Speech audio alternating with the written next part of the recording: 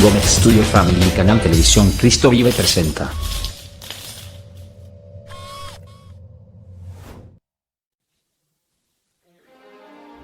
Gómez Studio Family et Canal TV Cristo Vive présente Enseignement biblique avec Francis Lorenz.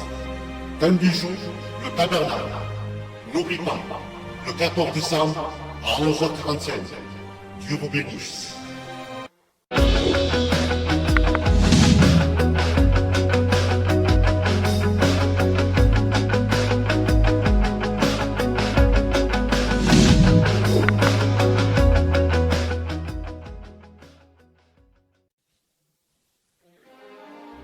Gómez Studio Family et Canal TV Cristo Vive présente Enseignement biblique avec Francis Lorenz.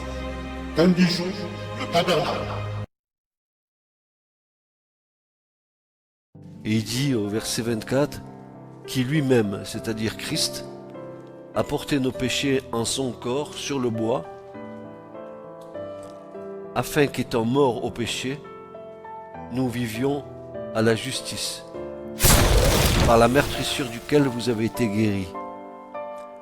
Car vous étiez errants comme des brebis, mais maintenant, vous êtes retournés au berger et au surveillant de vos âmes.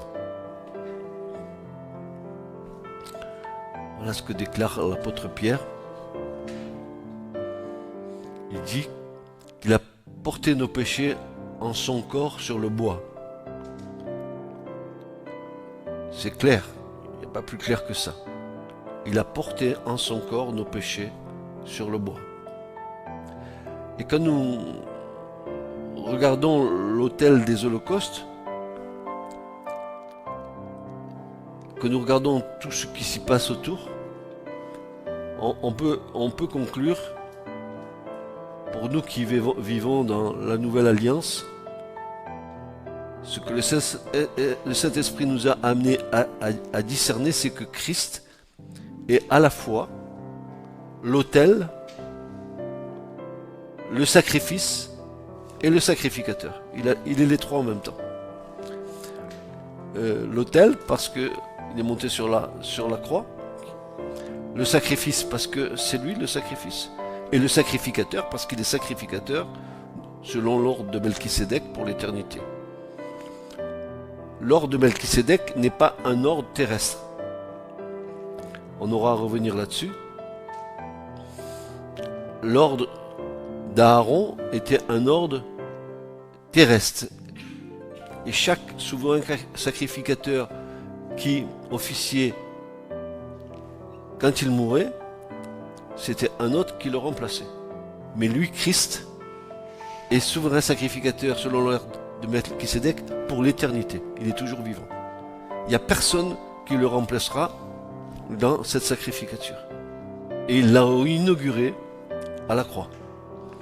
Donc, pour nous, c'est rassurant de savoir que, il a cumulé, et le fait qu'il ait été le sacrifice, le fait qu'il a été sur la croix, et le fait qu'il a été le sacrificateur de son propre sacrifice. Donc, il est à la fois l'autel, le sacrifice et le sacrificateur.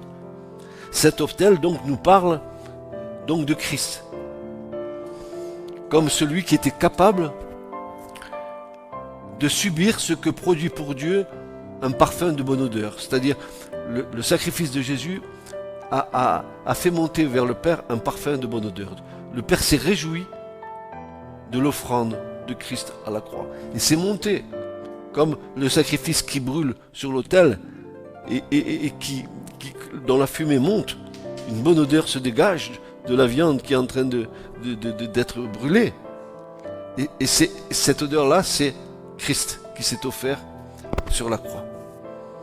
Il était capable de subir ce que produit pour Dieu un parfum de bonne odeur dans le lieu même où avait été le péché.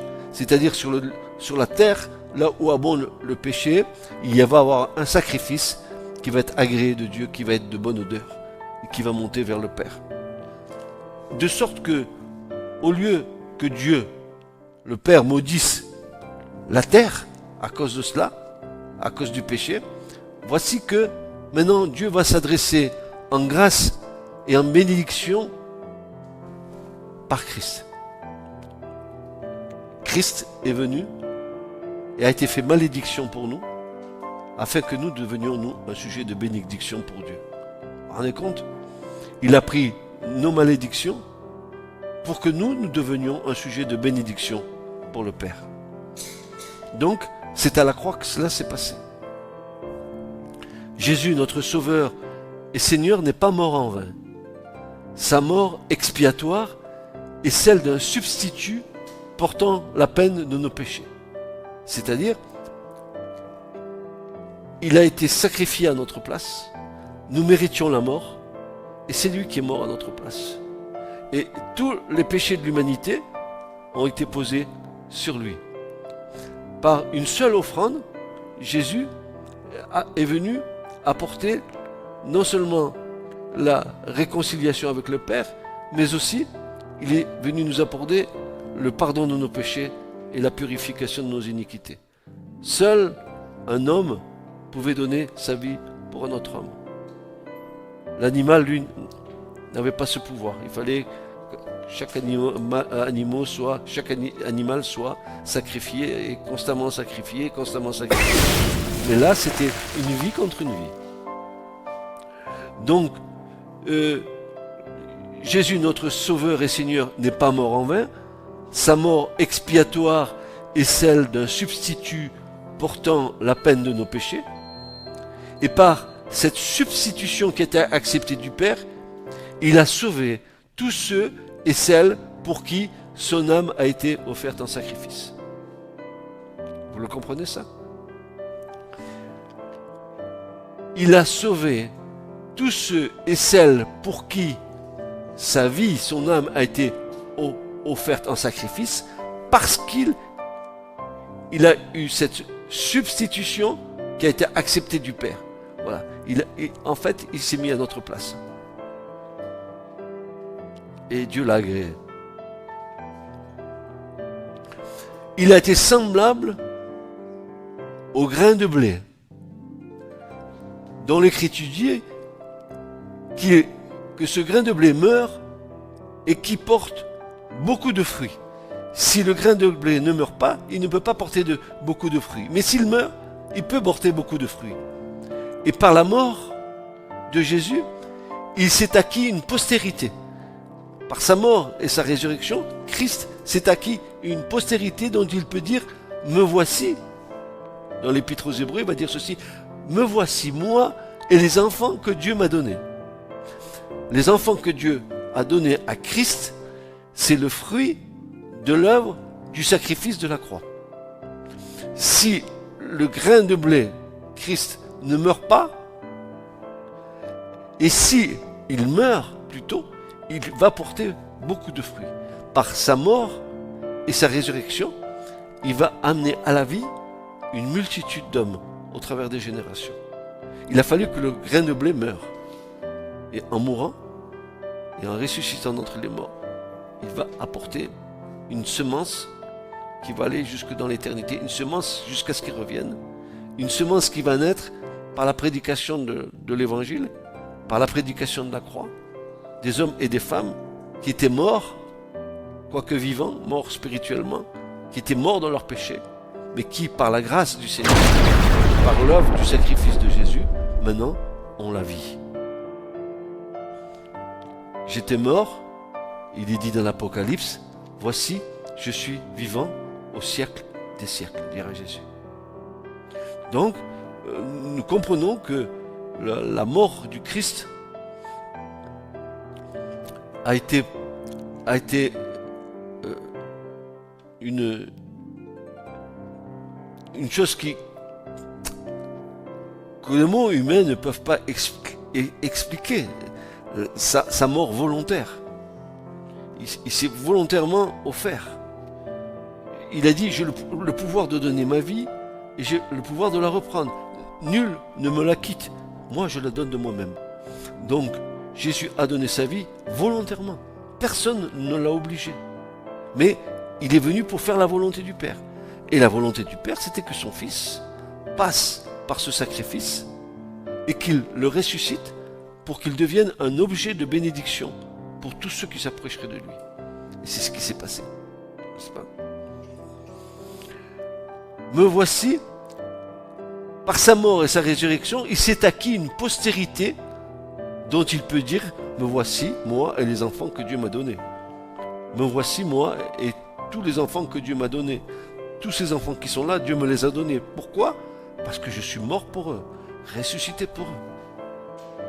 Parce que, au lieu d'être un sujet de malédiction et rejeté loin de Dieu à cause du péché, voilà que vous devenez un sujet de bénédiction, parce que par l'œuvre de Christ, Christ vous a purifié et vous pouvez vous approcher du Père.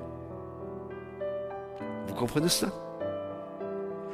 Ça, c'est quelque chose qui est tellement profond, tellement puissant. Et il est évident que nous n'avons pas toute la compréhension de cette œuvre, mais on en a une grande partie, une bonne partie, puisqu'on verra peut-être plus tard que l'œuvre de Christ à la croix n'est pas seulement une œuvre terrestre. Elle est aussi une œuvre céleste. L'Écriture déclare par la bouche de l'apôtre Paul que il a fait la paix par le sang de sa croix. Ce qui est sur la terre et ce qui est dans les cieux. Colossiens chapitre 1. Il le dit, verset 20. Il le dit, il a fait la paix par le sang de sa croix avec ce qui est sur la terre et ce qui est dans les cieux. C'est-à-dire que le sacrifice de Jésus est un sacrifice cosmique. Il est pour tout l'univers. S'il y a eu une révolte dans le ciel des anges, Jésus, par le sacrifice à la croix, il a réglé aussi ce problème en haut. Avec son sang, il a purifié les choses célestes comme il purifie les choses terrestres. Par une seule offrande.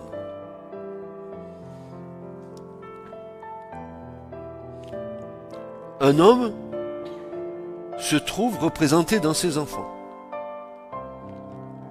Didier, il est représenté dans ses enfants.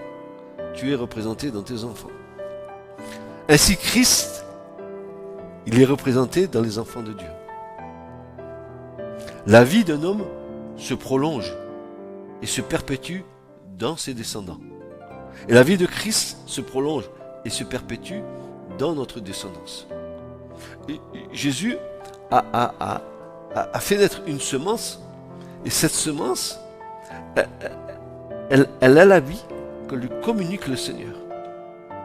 Et elle se prolonge jusqu'à ce que Jésus revienne.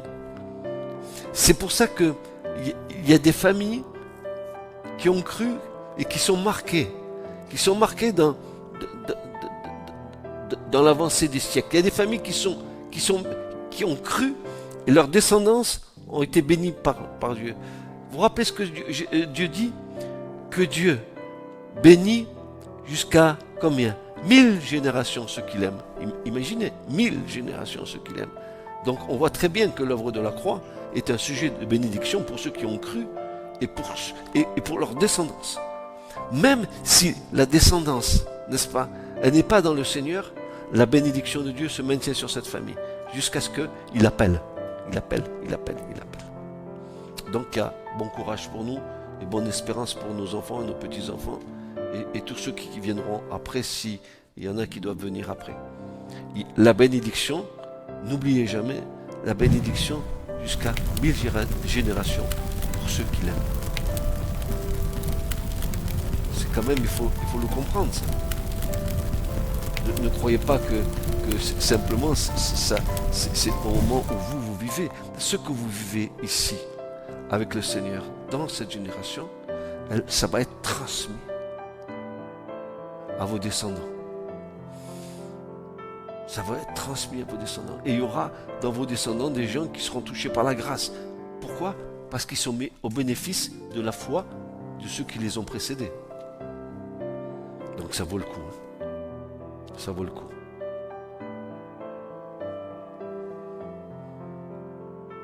Jésus vit, il voit sa semence, il fixe ses yeux sur nous et met son plaisir en nous, qu'il reconnaît comme étant le fruit du travail de son âme. c'est lui qui a enfanté tout ça. Il se réjouit de nous. Il se réjouit de ce qu'il a enfanté par l'œuvre de la croix. Il se réjouit d'avoir accompli toute la volonté du Père pour qu'aujourd'hui les hommes soient réconciliés avec le Père. Il se réjouit d'être venu et d'avoir accompli toute la volonté du Père. Et c'est en quoi nous sommes mis au bénéfice de cette œuvre. C'est vraiment quelque chose d'extraordinaire, n'est-ce pas? On ne s'en rend pas compte parce que on vit notre foi dans l'aujourd'hui. Mais il y a la perspective de l'éternité dans laquelle nos générations, à nous, d'hommes, vont avoir la main de Dieu dessus parce que Dieu a promis qu'il bénirait jusqu'à 1000 générations ceux qu'il aime. Et si vous avez aimé le Seigneur, eh bien votre descendance, elle sera mise au bénéfice de cet amour-là. Dieu déploiera les trésors du royaume et de la grâce pour les sauver, pour les attirer. N'oubliez jamais cela.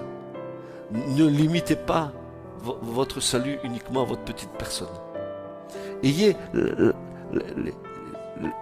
cœur de Jésus qui est ouvert à l'ensemble de l'humanité. Voyez-vous, ne restreignez pas ça à c'est mon salut, c'est mon truc, c'est ma foi, et puis ils veulent pas les autres. Non. C'est pas comme ça que ça marche. Parce que ça, c'est l'homme, mais pas Dieu. Pas Dieu. Il veut se réjouir du résultat de son sanglant sacrifice et satisfaire continuellement sa vue par la moisson issue de sa mort. De la mort de Jésus, il y a une moisson extraordinaire qui a jailli. Tout ce qui était mort, spirituellement, qui était mort quoique vivant, voici que maintenant, ils sont revenus à la vie. Vous vous rappelez ce que le Père disait quand son Fils était parti dans le monde et qui revient vers son Père en disant « J'ai péché contre le Père, contre le ciel et contre mon Père. » Et que dit le Père? Quand il a vu le Fils de loin, il dit « Oh, mon Fils qui était mort, voici, il est revenu à la vie. » Ah, j'aime bien ce Père. Qui est ce Père? En fait, le Père, là, en typification, c'est Dieu le Père. Et l'enfant qui est là, qui est parti faire sa bringue dans le monde, hein, nous aurions tendance à juger en disant « T'es dans le péché, tiens si, tout ça. » Oui, Dieu, sa justice, c'est sa justice. Il n'est pas d'accord avec cette âme de l'avoir dans le péché. Par contre, ce qu'il a, c'est qu'il aime. Il va aimer. Il va déployer les trésors de la grâce pour que cette personne elle sorte de son péché et elle rentre dans le royaume. Ne soyons pas plus justes que Dieu lui-même. Parce que ça nous avait fait beaucoup de bêtises, cette position-là. On n'est pas d'accord avec ce que font nos enfants ou nos petits-enfants, mais ce n'est pas pour autant qu'on va les rejeter. On n'est pas d'accord avec ce qu'ils font, mais on continue à les aimer jusqu'à ce que Dieu agisse.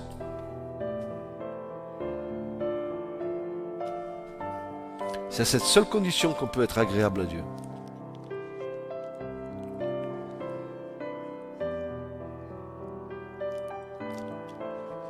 Rien que cette introduction que nous venons d'avoir, vous et moi, doit nous ouvrir la perspective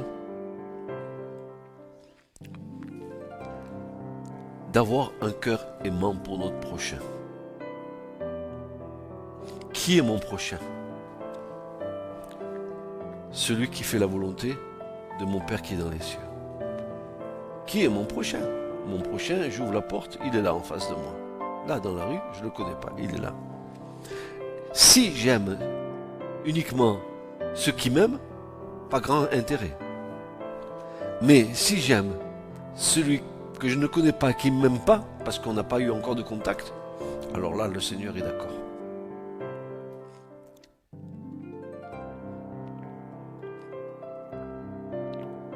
Et c'est pour ça, je faisais un partage avec mon épouse aujourd'hui. Je disais à mon épouse, vous savez, quand la parole de Dieu vous travaille, que l'Esprit de Dieu dès le matin, il vient et il commence à vous enseigner dans le silence du matin, que vous commencez à avoir les pensées qui vous arrivent comme ça.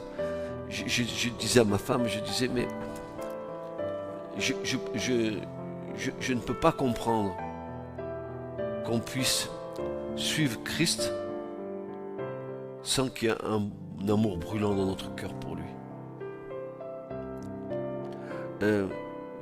Jésus a dit, j'ai désiré allumer ardemment un feu sur cette terre.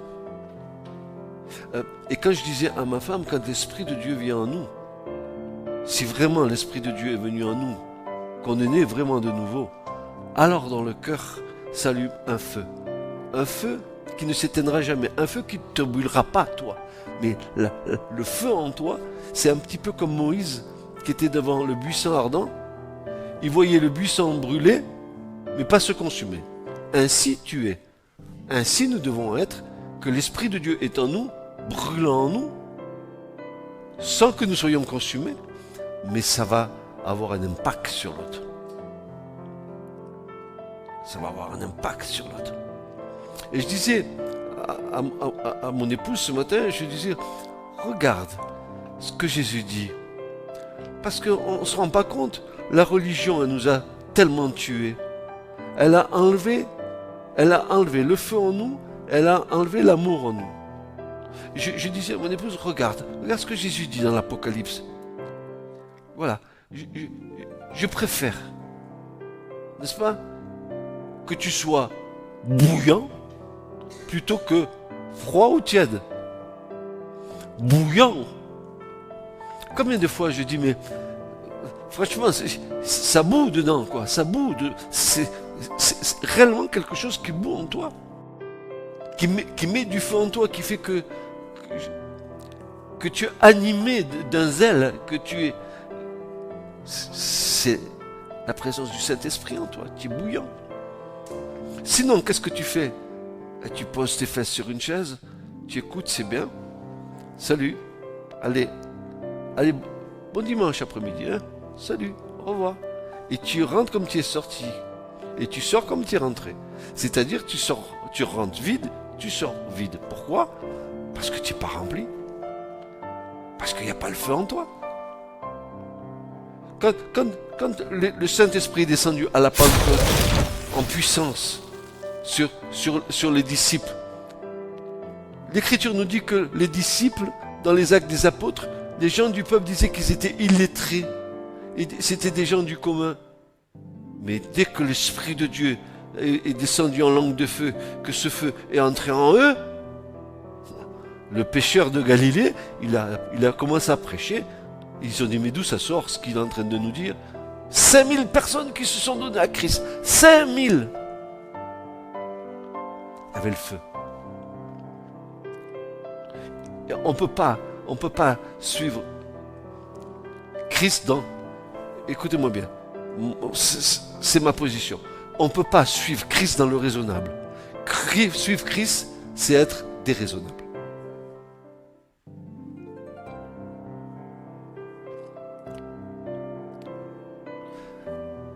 Paul dit, juste c'est une petite aparté, une parenthèse que je fais avec vous là. Hein. C'est pas l'enseignement, mais j'ai envie de vous communiquer ça. Paul dit, ou pourquoi nous dit-il qu'il est fou de l'amour de Christ? Pourquoi nous dit-il que l'amour de Christ le presse de toutes parts? Il est le feu. Le feu. Pourquoi il nous dit, soyez toujours remplis du Saint-Esprit?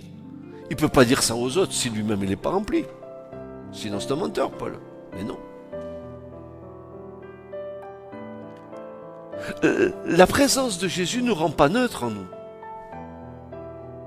On ne peut pas adopter une neutralité dans la foi. On ne peut pas faire une composée. Ou tu es bouillant, ou tu es froid. Si tu es tiède, dans une foi tiède, une foi religieuse, qu'est-ce que Jésus dit? Je vais te vomir de ma bouche. Apocalypse chapitre 3, verset 16. Lisez-le, c'est marqué en gros. Cherchez, vous verrez. Moi, j'invente rien. Je vous dis la parole. c'est Jésus qui parle. Donc, il n'y a pas une voie médiane où tu es froid, où tu es bouillant. Et Jésus préfère que ça soit tranché.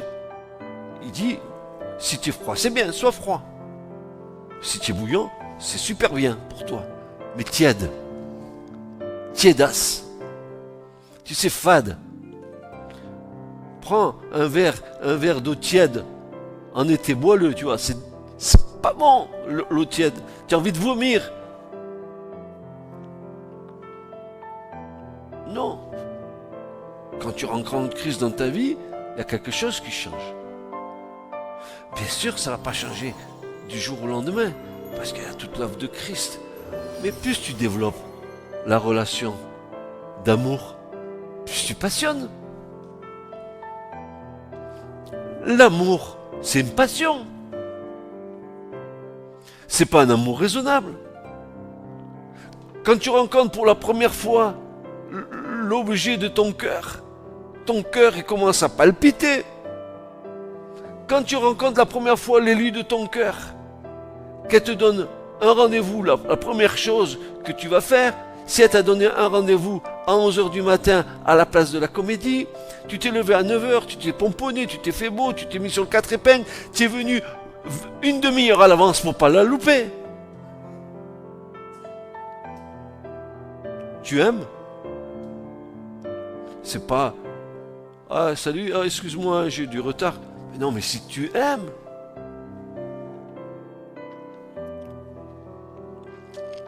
tu aimes. L'amour, c'est une passion.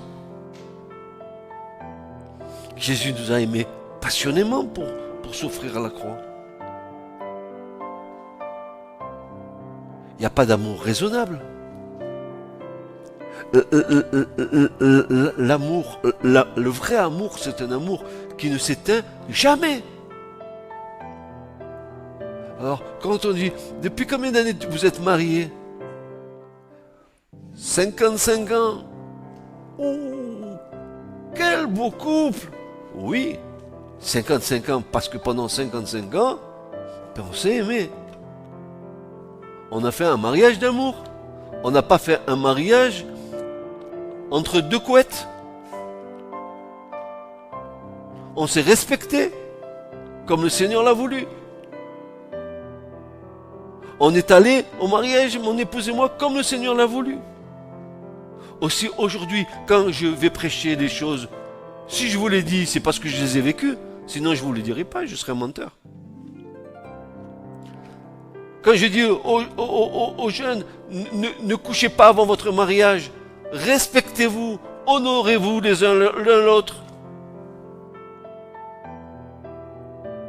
Car Christ, il va épouser l'Église.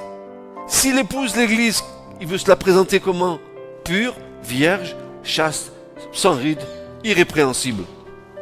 Si Christ, lui, veut ça pour son Église, à plus forte raison, nous, qui nous réclamons de Christ, voilà, le modèle, c'est Christ.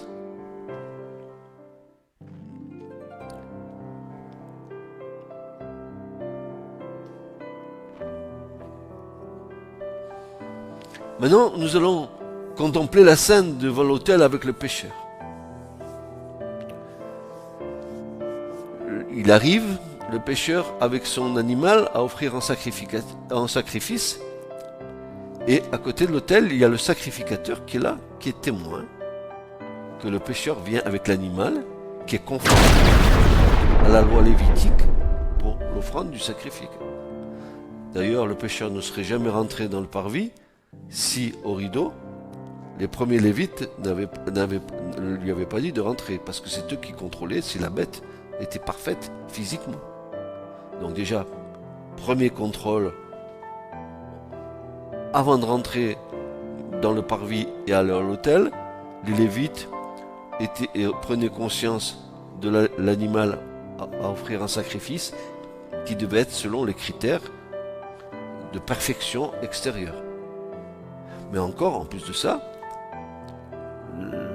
l'Israélite qui venait avec l'animal, c'est un Israélite qui venait parce que il savait qu'il était pécheur, il venait offrir un sacrifice pour le péché. Il était convaincu qu'il avait péché. Donc,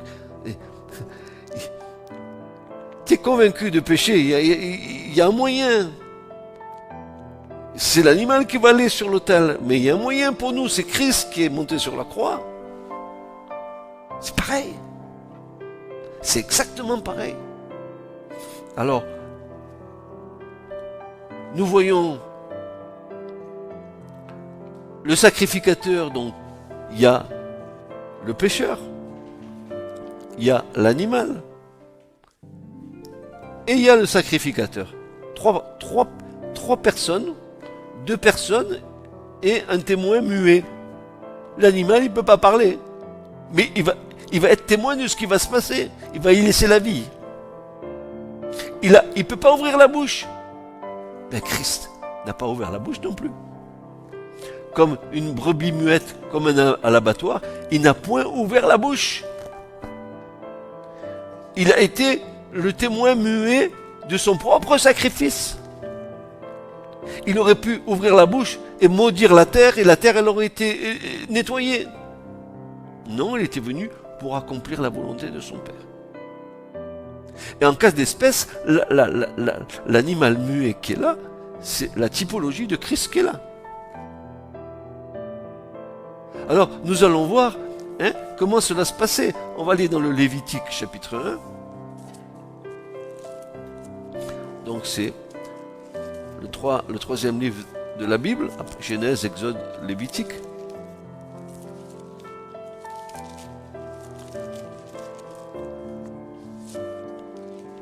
Genèse, Exode, Nombre et Lévitique. Après les nombres. Bon, même avant les nombres. C'est moi qui me trompe. Voilà.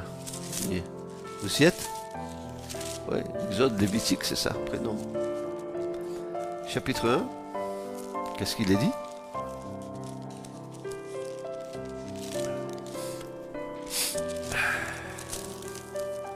Voilà. À partir du verset 2,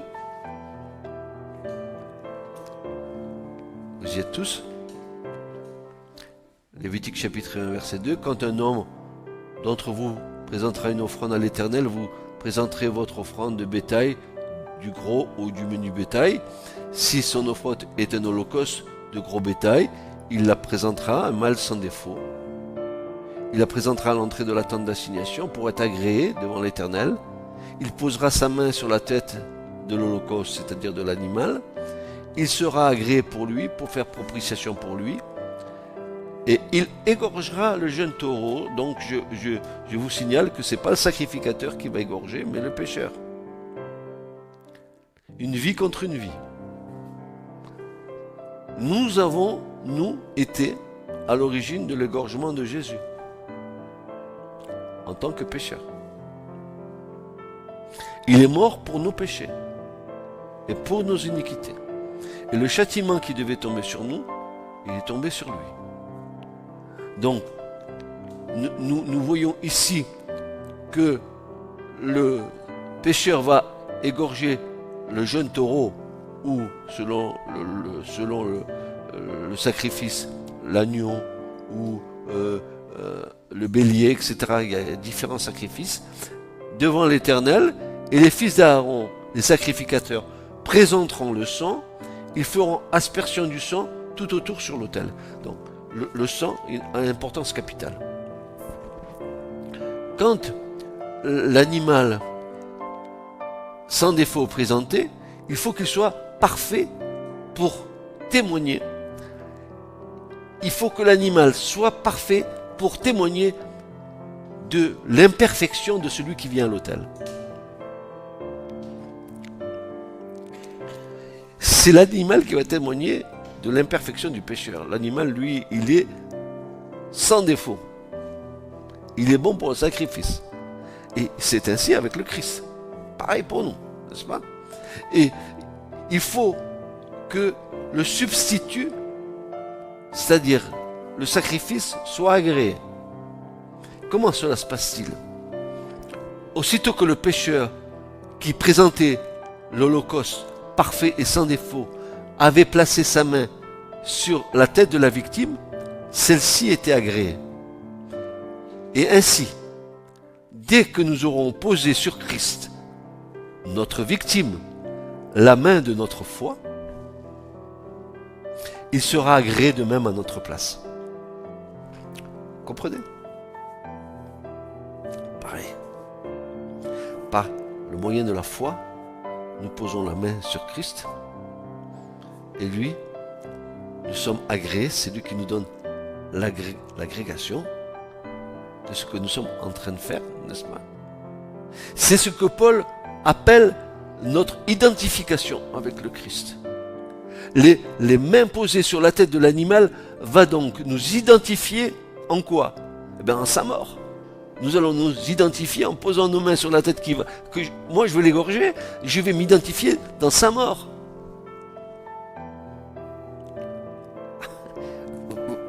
C'est bien ce que la nouvelle alliance nous dit. Paul nous dit, nous avons été identifiés en sa mort et nous serons identifiés en sa résurrection. Pareil. Parce que nous avons posé la main de la foi sur Christ, qui est pur, sans tache et sans défaut, et en retour il nous communique les choses qui nous libèrent. Nous communiquons notre péché sur l'animal, lui innocent, qui est fait péché pour nous. C'est mon péché que je communique à un animal qui est pur et sans tache, et c'est lui qui est fait péché pour nous. C'est ce que Jésus a fait à la croix.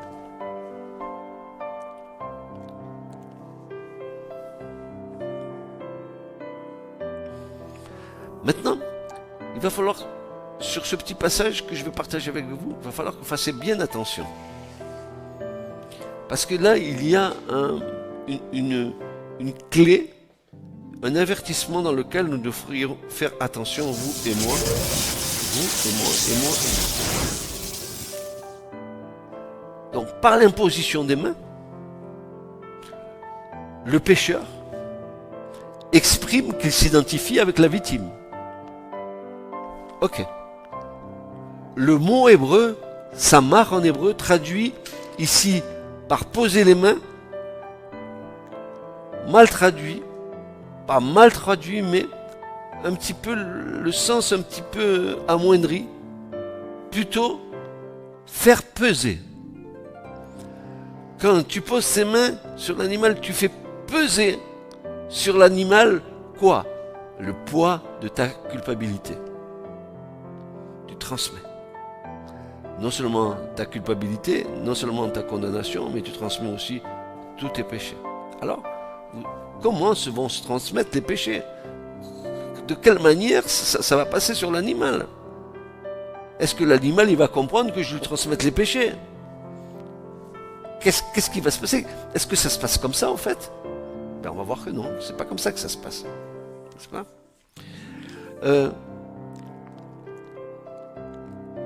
C'est le même mot qui est employé dans le psaume 88, 8, où Dieu dit, le psalmiste dit, ta colère pèse sur moi. Poser les mains veut dire aussi faire peser. Et on a le même passage, le même mot, le mot samar en hébreu, qui dit là que le pécheur posera sa main sur l'animal. Le psaume 88, verset 8 nous dit, ta colère pèse sur moi. Ça veut dire, la colère de Dieu qui pèse sur quelqu'un, c'est la colère de Dieu qui s'appesantit sur une personne. N'est-ce pas? L'imposition des mains symbolise une transmission. Une communication de quelque chose d'une personne à une autre. Tiens, viens Nathanaël.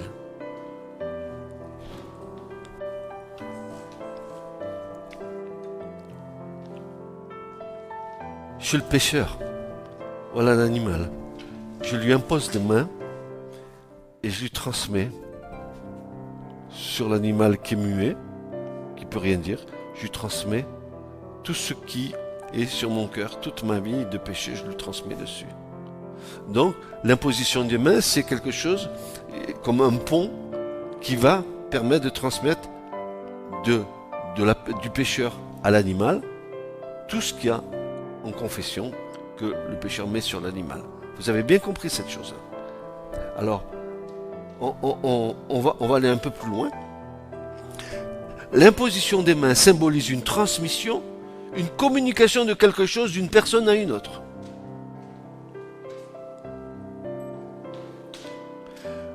Le pécheur transmet ses sentiments, tout le contenu de son cœur à la victime du sacrifice.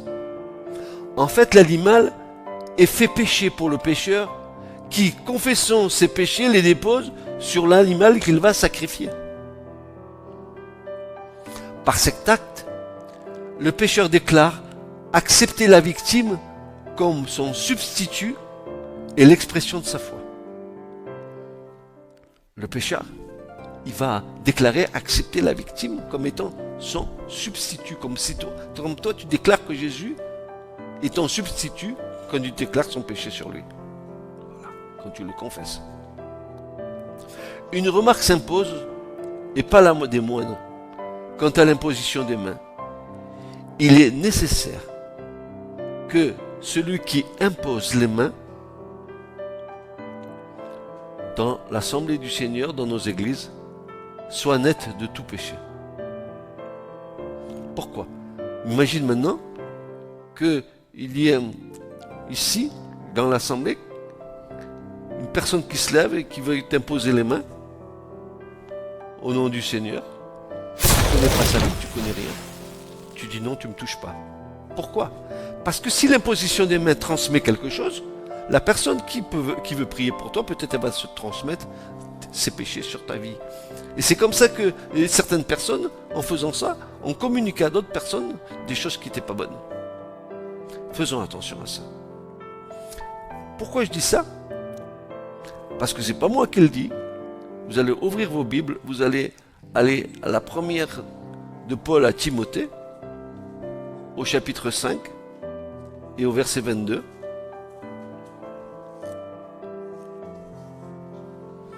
1 Timothée 5, verset 22.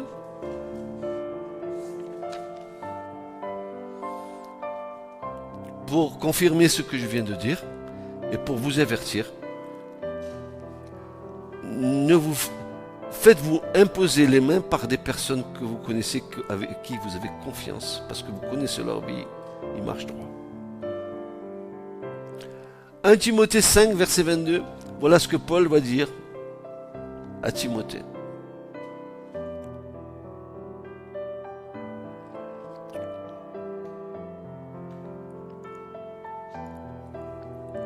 Tu lui donnes à lire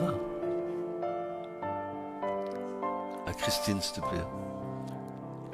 1 Timothée 5, 22.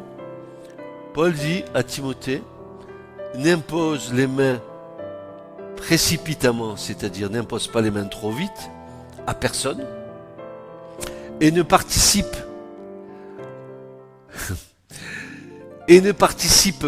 pas ou ne te rend pas complice des péchés d'autrui, ou encore ne te hâte pas d'imposer les mains à qui que ce soit. Garde-toi pur toi-même. Alors, vous avez compris?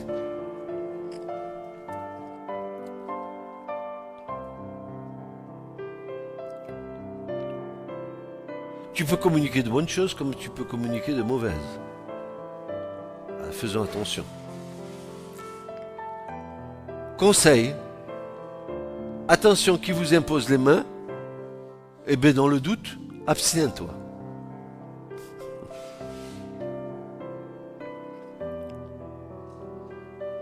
Ainsi Christ a été fait péché pour nous, lui qui était sans péché. Il va donc mourir à notre place, tel l'animal amené en sacrifice pour le péché. Nous déchargeons sur lui de toutes nos fautes. D'abord, 2 Corinthiens 5, 21, Paul le déclare. 2 Corinthiens 5, 21. Voici ce que Paul va dire. Celui qui n'a pas connu le péché, c'est-à-dire Christ, Il l'a fait pécher pour nous, afin que nous devincions justice de Dieu en lui. Il l'a fait pécher pour nous, afin que nous devincions justice de Dieu en lui.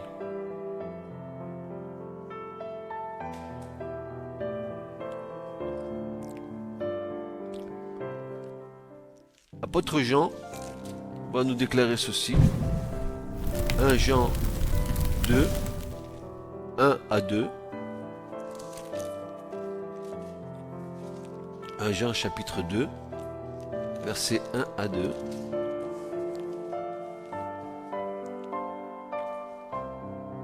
Et là, vous avez l'œuvre de Christ pour ce monde. Voici ce que Jean déclare. Mes enfants, je vous écris ces choses afin que vous ne péchiez pas. Et si quelqu'un a péché, nous avons un avocat auprès du Père, Jésus-Christ le juste. Et lui, il est la propitiation pour nos péchés. Et non pas seulement pour les nôtres, mais aussi pour le monde entier. Ce qui nous fait dire que nul n'est exclu de la grâce de Dieu. L'œuvre du sacrifice de Jésus à la croix, par les 4 cornes de l'autel, qui sont dans 4 directions différentes, l'œuvre de Jésus à la croix est pour tous les hommes et en tout lieu. Nous y reviendrons sur ces cornes qui seront badigeées de sang. Ça veut dire que la rédemption, elle est pour ce monde entier. Autant de monde que comporte ce monde, autant de gens qui peuvent être mis au bénéfice de la rédemption de Christ. C'est clair. Il suffit d'y répondre. Il suffit de répondre à l'injonction du Saint-Esprit quand le Saint-Esprit vient et parle. Par le témoignage de personnes, par le témoignage de gens que vous parlez de Dieu, vous ne savez pas pourquoi vous parlez de Dieu, tout d'un coup, il y a une personne en face qui va vous parler de Dieu. Elle va commencer à vous témoigner de qui est Jésus. Dieu fait en sorte qu'il va mettre sur notre chemin des moments qu'il a fixés d'avance pour nous, pour rencontrer ceux qui peuvent nous transmettre la foi et d'accepter cette chose.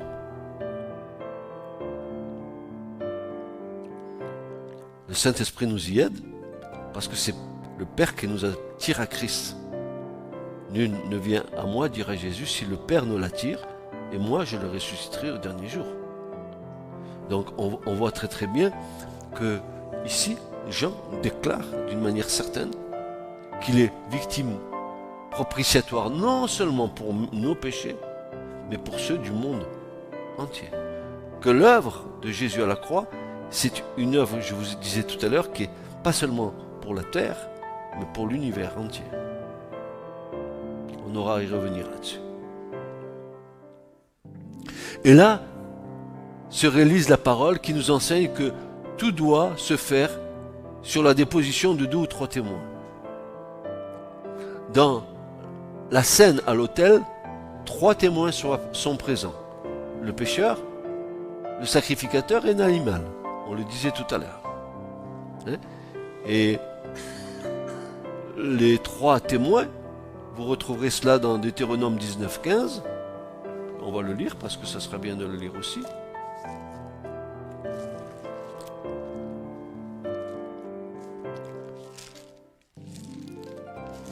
Il est dit ceci. Un seul témoin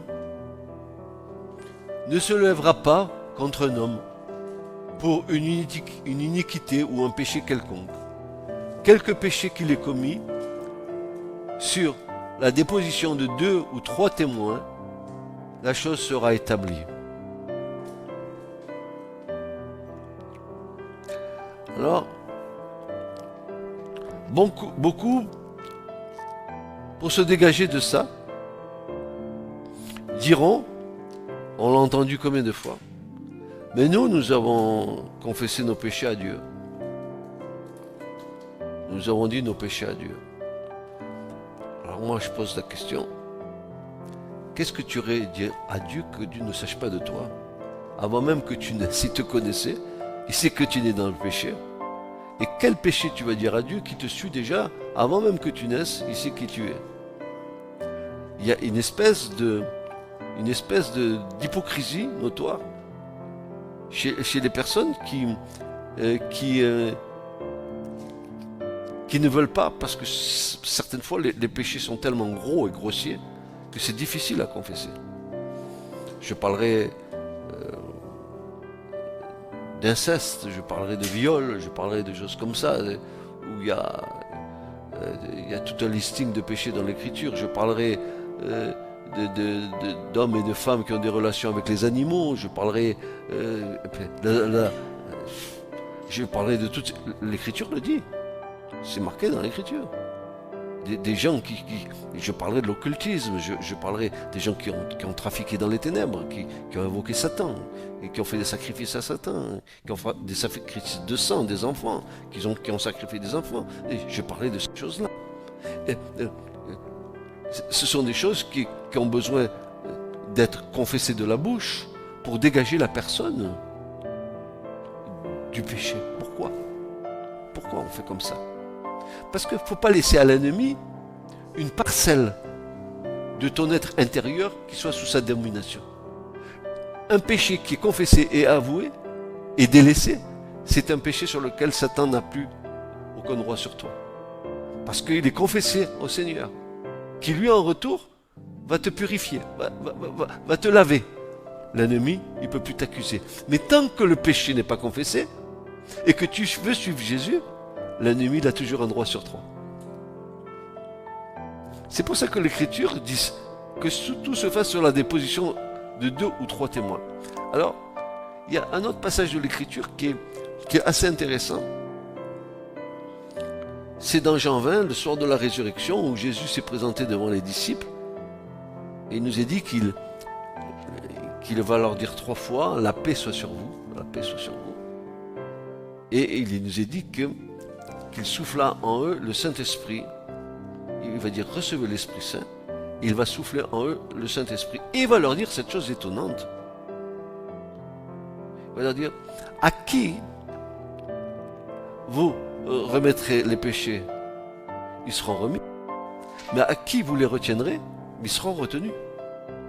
Donc ça voulait dire que les disciples du Seigneur, après que le Seigneur remonte auprès du Père, l'Église du Seigneur a ce pouvoir, n'est-ce pas, dans le gouvernement de Dieu sur la terre, a ce pouvoir de faire entrer dans le pardon, par la confession, les âmes qui, n'est-ce pas, viennent à Christ pour qu'ils soient dégagés de leurs choses. Parce que le péché, quand il est pratiqué, est toujours le même type de péché, devient des liens sur une personne. Par exemple, le fait, par exemple, de fumer du cannabis ou du fumer de l'herbe, ça devient un lien.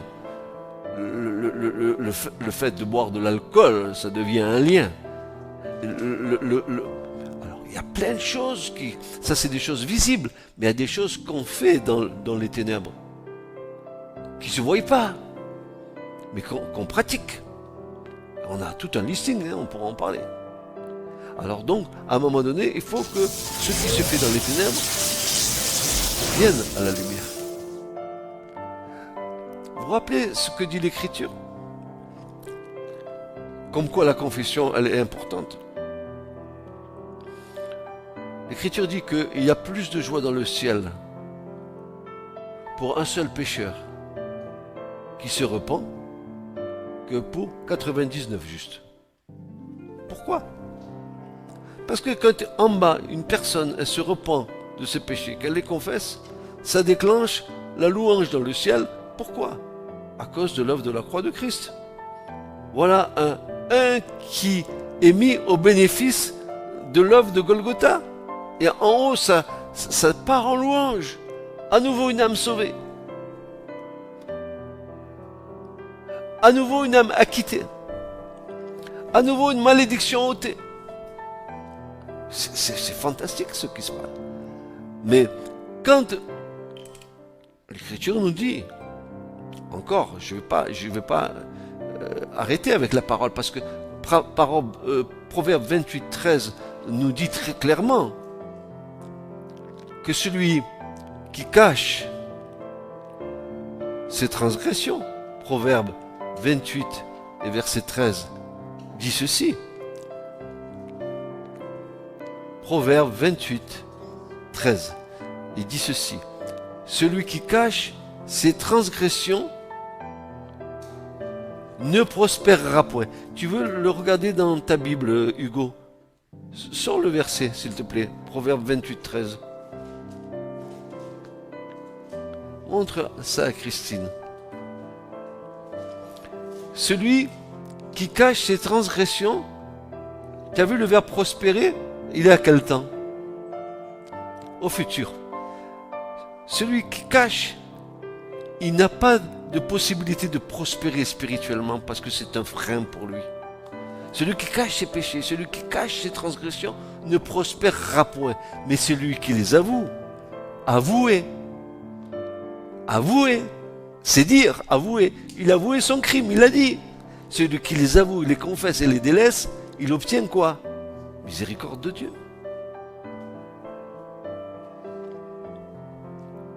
C'est pour ça que beaucoup ont des difficultés à suivre Christ.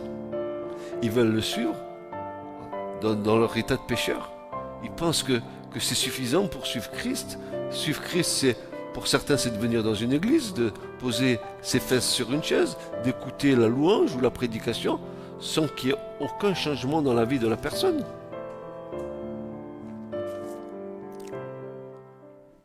Ça ne marche pas comme ça. Il est dit ceci.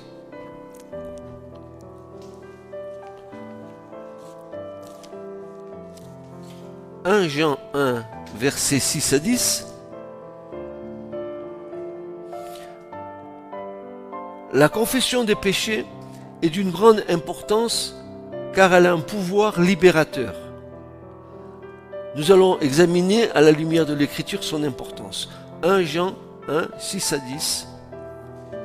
1 de Jean au chapitre 1, versets 6 à 10. Regardez bien ce qu'il est dit là, s'il vous plaît.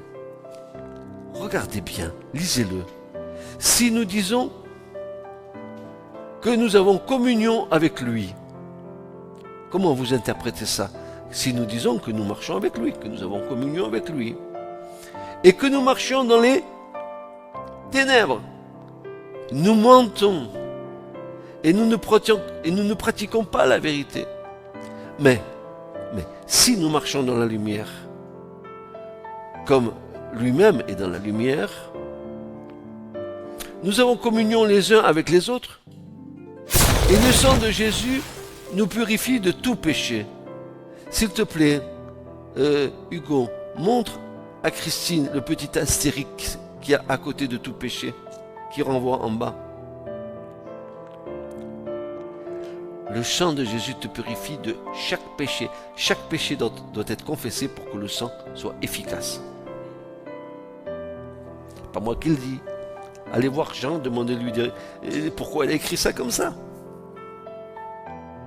Alors, si nous disons, verset 8, que nous n'avons pas de péché. Oh, moi j'ai jamais volé, jamais triché. Moi j'ai jamais péché. Seulement, je dis du mal de ma belle-mère, je dis du mal de mon beau-père, je critique le voisin. Non, mais moi j'ai jamais péché. Hein. Si nous disons que nous n'avons pas péché, nous nous séduisons nous-mêmes et la vérité n'est pas en nous. Parce que nous n'acceptons pas que l'Écriture dise que nous sommes des pécheurs, que nous sommes des pécheurs. Les gens disent, mais moi j'ai pas péché, donc tu n'es pas pécheur. Et pourtant l'Écriture dit que tous sont péchés. Donc tu es un menteur. C'est ce que dit Jean en aparté. Et il dit, si nous disons que nous n'avons pas de péché, nous nous séduisons nous-mêmes et la vérité n'est pas en nous. Si nous confessons nos péchés, il est fidèle et juste pour pardonner nos péchés et nous purifier de toute iniquité. Mais si nous disons que nous n'avons pas de péché, nous faisons Christ menteur. Si nous disons que nous n'avons pas de péché, ça veut dire que Christ est allé à la croix pour rien.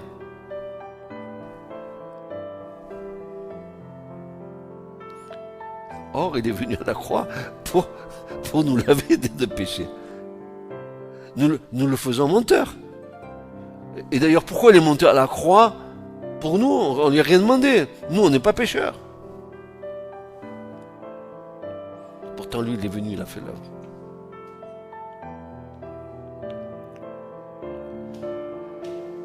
Tout péché, ou plutôt chaque péché. Deux verbes sont employés dans la confession, en grec, dans le Nouveau Testament.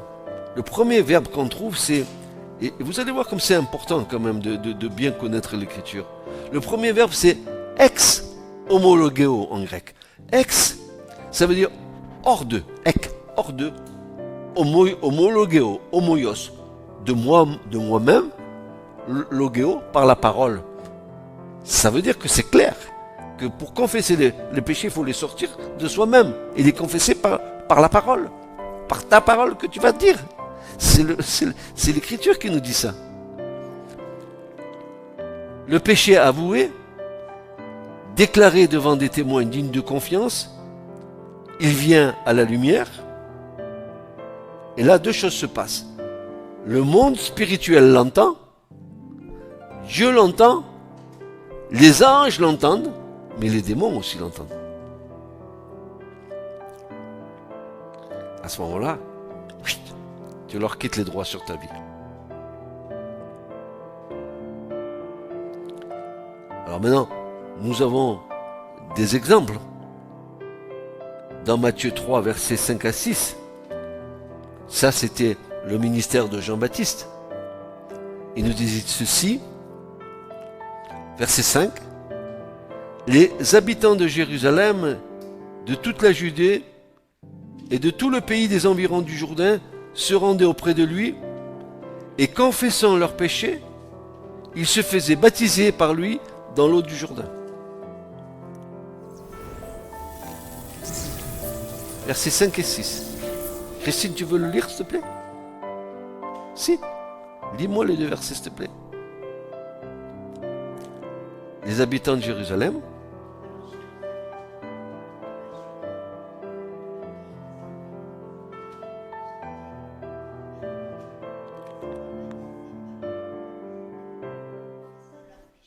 Voilà. Donc, ils venaient, ils confessaient publiquement leur péché devant tout le monde. Et Jean les Baptiste les baptisait. Il leur disait, mais race de vipères, qui vous a appris à fuir la colère à venir? Il les ménageait pas, Jean-Baptiste. Hein.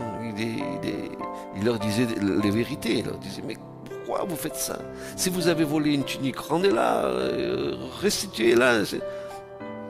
Ils venaient, ils étaient tellement saisis par l'Esprit de Dieu qu'ils venaient confesser leurs péchés publiquement devant tout le monde. Le soir de la résurrection, une déclaration du Seigneur qui passe souvent inaperçue ou qui est complètement occultée. Elle est occultée à cause de l'ignorance des Écritures. C'est Jean 20, versets 19 à 23. Jean 20, l'évangile de Jean, chapitre 20, versets 19 à 23. Verset 19, il est dit, le soir donc étant venu, ce jour-là, le premier jour de la semaine, c'est-à-dire le dimanche, et pas le lundi, et les portes du lieu où les disciples étaient par crainte des Juifs étaient fermées, Jésus vint et se tint au milieu d'eux. Il leur dit, paix vous soit. Et ayant dit cela, il leur montra ses mains et son côté. Les disciples se réjouirent donc quand ils virent le Seigneur. Jésus leur dit donc encore, paix vous soit. Comme le Père m'a envoyé, moi aussi je vous envoie. Et ayant dit cela, il souffla en eux et leur dit, recevez l'Esprit Saint. Et voici la déclaration du verset 23. À quiconque vous remettrez les péchés, ils seront remis. Et à quiconque vous les retiendrez, ils sont retenus. Donc, c'est soi-disant chrétiens qui viennent te dire « Mais j'ai confessé mes péchés à Dieu ». Parce qu'ils ne veulent pas les confesser aux témoins de l'Église. Tu dis « J'ai confessé le péché à Dieu ». Mais Jésus n'a jamais dit ça. Il a dit « Là maintenant, à quiconque vous les retiendrez, ils seront retenus. Et à quiconque vous les remettrez, ils seront remis. » À qui? Mais aux disciples. Pourquoi? Tu dis à Dieu, mais Dieu te dit, mais moi je connais tout de toi. Moi j'ai mon église en bas, vas-y. C'est mon gouvernement en bas sur la terre. C'est un homme qui a payé le prix pour un homme. Vas-y, va vers mes témoins. C'est clair. Alors, bien sûr, les églises dans leur tradition, elles ont pris ces passages et elles les ont amenés elles les ont mises à leur sauce. Par exemple, l'Église catholique, qui te fait rentrer dans un confessionnal et qui te dit « Ma sœur, tu as péché, mon frère, tu as péché, qu'est-ce que tu as fait ?» Alors, l'autre, il est dans le confessionnal, il est comme ça. D'abord, c'est pas une conviction de péché, ça. C'est parce que si tu es convaincu de péché, tu vas voir comment que ça va sortir. Est-ce que tu as fait ça, mon fils? Est-ce que tu as fait ça? C'est pas une conviction. Ça, c'est en train de t'introspecter. Et à la fin, le prêtre te dira, je te donne l'absolution, tu vas me faire une dizaine de chapelets, tu vas tourner 10 fois autour de l'église, et voilà, tu vas être pardonné. Ça n'a rien à voir avec l'écriture. Seul le sang de Jésus peut te laver de ton péché. Seule une conviction de péché par le Saint-Esprit peut t'amener à avoir une conscience en paix. Mais pas ça. Ça n'a rien de biblique. Jésus a dit que tout se fasse sur la déposition de 2 ou 3 témoins. Il va dire à ses disciples, en soufflant l'Esprit Saint, maintenant vous avez le Saint-Esprit, vous êtes en capacité de remettre les péchés, de les retenir. Laissez-les venir à vous, ils vont vous le dire. Et vous leur direz, vous prierez avec eux, vous leur direz que mon sang les purifie. Il a tout donné, le Seigneur.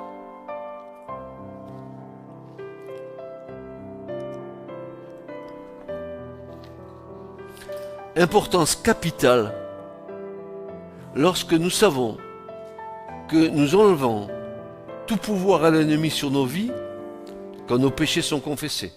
Et que d'autre part, lorsque nous réalisons aussi que nous déclenchons dans les cieux la louange des anges à cause d'un seul pécheur qui se repent. Pour moi qui le dis. Luc 15, 7, je vous dis qu'ainsi il y aura de la joie au ciel pour un seul pécheur qui se reprend, plutôt que pour 99 justes qui n'ont pas besoin de repentance. Et maintenant, regardez encore. Regardez encore. Jacques 5, 16. Que dit Jacques? Jacques, le frère du Seigneur. Que va-t-il dire?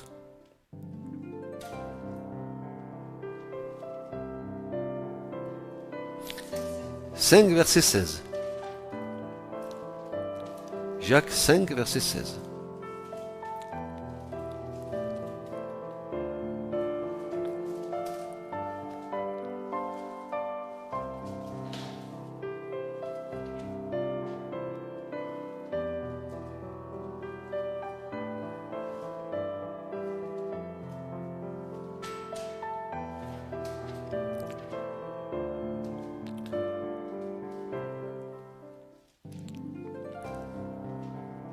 Verset 16. Confessez vos péchés les uns aux autres. C'est bien ça? Verset 16. Confessez vos péchés les uns aux autres et priez les uns pour les autres afin que vous soyez guéris. Quand un juste prie, sa prière a une grande efficacité. Il est bien question de confesser ses péchés les uns aux autres.